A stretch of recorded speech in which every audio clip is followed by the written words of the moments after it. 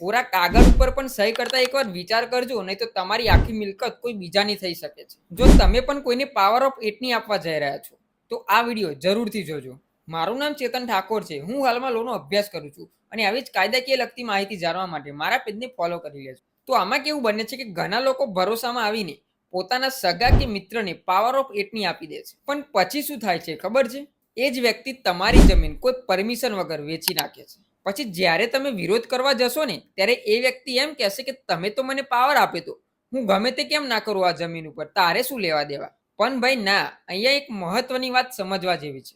Power of એટનીનો misuse કરવો તે ગેરકાયદેસર છે. અને જો તમારે પણ આવી કન્ડિશન હોય તો તમે કોર્ટમાં જઈને ડીલ કેન્સલ કરાવી શકો છો.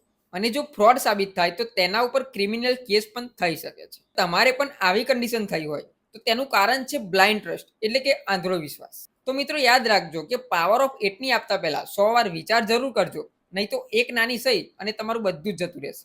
માટે આવી જ લીગલ માહિતી માટે ફોલો કરો લો વિથ ચેતન.